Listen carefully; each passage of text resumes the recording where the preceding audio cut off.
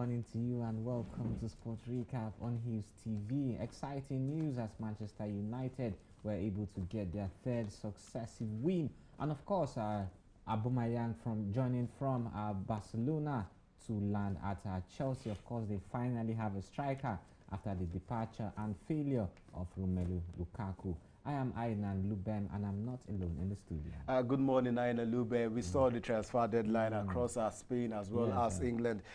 Good news is the fact that Chelsea now have a striker, but the question is, can they be able to utilize it? I am Daniel Obasi. Of course, still in the transfer speculations, not speculations, the time Sadiq Umar has officially sealed his Real Sociedad deal. Of course, he joined from Almeria. Of course, not forgetting that Sadiq made all the headlines in Spain last season after he netted 18 goals for the club Almeria and ensured the secured promotion to the La Liga. Villarreal was the first club that had approached Sadiq Umar, but in the end we saw him moving to Real Sociedad. Do you think this is a good one for the Nigerian? I think for me, he has actually made his mark in the Spanish, in Spain generally for the past two seasons. His goals was the goals that were able to get Almeria back to the top flight division, which is the Spanish La Liga. 18 goals last season for Almeria. This is just one player. Definitely, I am looking to excel. He understands the defenders in the Spanish La Liga, and let's see what he can be. I just can't do it, but wish him luck. We saw Isaac, one of the top strikers for Real Sociedad, going to Newcastle with big money boys coming for him. So they needed that replacement as quick as possible, and they went all out for Sadiq Umar. Let's see what he can be able to do as the season progresses. All right, still talking about local football ahead of their second leg clash of the final African Nations Championship qualifier against Nigeria on Saturday. The Ghana Football Association has announced that the Black Galaxies friendly against the FC Smartex has been cancelled. The GFA made the announcement on their official social media handle. According to the body, the decision was to enable the team get accustomed to or focus on their game against the Super Eagles. Recall that earlier on they won Nigeria 2-0. That's the Super Eagles B team. That's the junior team headed by Coach Salisu Yusuf. But shocking news was that Salisu Yusuf came out to say the Super Eagles B team has been neglected. How do you react to that? For me, first of all, being neglected, I think from him coming from that angle shows that at some point, maybe the travel, when they went to Cape Coast, they were not put in good condition. But whichever way, I think the second leg, which will be holding in Abuja on Saturday, is a different ball game entirely. I want to see a different flair. And that was why the coach of the Black Galaxies is talking about Walker, came out and said the Super Eagles B team is no threat to him. So I think, and truly, when you see the game, the first game, Akuneto was not on fire. NPFA high school scorer last season, but wasn't able to probe his worth. So I think we need a different flair. 3 goals is not big, is no small deal against the Ghanaian side, and I just hope we can be able to replicate that fight. Well, I'm talking about replicate here. It's going. I don't know, but it's going to be very, very difficult for a side that defeated Nigeria. Of course, recall that in the senior teams also. The Black Stars of Ghana were able to overrun the Nigerian side and picking that World Cup ticket. Now we are seeing a repeat at the Championship. Of course, like you said, the Ghanaians have a 2-goal advantage, and Akuneto was he was nowhere to be found. His scoring booth was nowhere to be found, and of course, Ghana now hold a 2-0 advantage. But anything can happen. It's football. They have a whole 90 minutes. Of course, I still the same team, Nigeria Super Eagles, that won a team 10-0. So nothing is impossible. All right, nothing is impossible as we go straight to the continent where we see CAF has actually withdrawn the hosting rights from Guinea ahead of the 2025 competition, African Cup of Nations. This is a very, very, let's say a sad one for the Guinea side, and CAF has actually come out to say that they are not ready yet to handle this competition. Now, we saw this coming in just a few months ago, where Amaju Pinnick actually said that Nigeria and Benin Republic are ready to host this competition. Now, we saw CAF coming out to deny that claim, but now, just yesterday, on their official website, they came out and said they have withdrawn this one from Guinea, the hosting right 2025. Do you think something is wrong somewhere? Well, of course, I don't even know how to answer this particular one. But like you said, CAF earlier came out. Even the president, I think, Domboya, the interim government of the military that came in to take over the affairs of Guinea. You know, a lot of countries were not happy about, you know about the coup that happened in the country. True. And of course, that destabilized a lot of things in the country.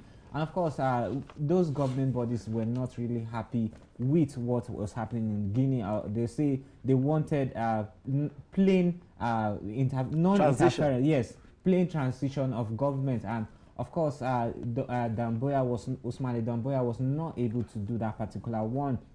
But that is not the reason why they've withdrawn this hosting right. According to CAF, they say Guinea would not be ready. That is what we're saying. That comment is huge. I don't know. It's very, very huge. Probably they saw things maybe in terms of their the stadia down there, yes. Preparations and all of that ahead of 2025. But someone would say 2025 is still a long time. It's still a long time. They have a lot of time. That's almost 3 years to put their houses in order. All the stadiums, all the stadia in the country can be fixed with a period of 3 years. But CAF is coming out to say no. Had it been it was going to be in 2023, I would have said yes, and perhaps they'll be able to. It's acceptable. But 3 years gap is. I wonder what is up, what is going on in CAF. Perhaps there's something more they are not letting us know. All right, there's something more they are not letting us know as we switch things to the international scene. I started off with boxing, where Anthony Joshua is set to resume in December, and he might be able to fight Deontay Wilder, or even talking about this man Dillian White or Andy Ruiz Jr. Well, of course, ever since Anthony Joshua lost his second chance to claim his belt, that is the IBF, WBO and WA titles, after losing them to his opponent, talking about Oleg Santayusic. He has really accepted that defeat, and it looks as if he's marching on. Like his promoter came out to say at the end, he has said that Joshua will be ready to go back to the ring in December. Of course, he was the one that influenced that decision for the 32-year-old. But of course, we hope to see him coming back to winning ways when he takes either Deontay Wilder or any other one that comes up. But I think it's going to be Deontay Wilder because they have been looking at this fight for a very long time. Of course, not only him, even Tyson Fury, who is into retirement. No, I don't think Tyson Fury would be going for the big gun. Tyson Fury will be going for Alexander Usyk, who is currently the heavyweight champion of the world. And that fight is going to be one of the most expensive and watched in the world. Still talking about sports, and now moving to lawn tennis, where Serena Williams and Venus Williams' glittering Grand Slam doubles career was brought to an end at the United States Open on Thursday, as the United sisters crashed out in the first round against Czech's duo Lucy Handrekov and Linda Noskova. The Williams sisters, in what was almost set in their final outing together as the Grand Slam doubles, was ended in vain. The American pair were winners of the 14 Grand Slam titles and 3 Olympic gold medals, had not played together in the doubles tournament since 2018. A sad one. But the good news is the fact that Serena Williams, who everyone is really waiting for the farewell, is still would be going straight to the third round. So I think everyone, yes, we are concerned. The sisters are out, but the major bone of contention, the major figure at the moment is Serena, and who is currently in the third round, who will definitely face going up in the third round in the US Open later on today. So I think sad one for them. 2018, it's been a long time coming. They've done their own mark in the world of tennis and women tennis, and I think we can just wish them any best going forward in the future. Well, still talking about table tennis, in the men's category, the likes of Rafael Nadal overcame a shaky start and later hitting himself in the face with his own racket to beat Fabio Fognini in the US Open second round. Recall that the Spaniard lost in the first round 4-2 down in the second before recovering to secure a 2-6, 6-4, 6-2, 6-1 win against the Italian. I think I just hope what happened to him during the last Grand Slam would not happen to him. Injury, and then this is yet again coming in from Rafael Nadal. I just hope he can be able to just get this one, the US Open. There is no Djokovic in this one running the US Open. So let him get it and then let them retire. They've done their best when it comes to the world of tennis.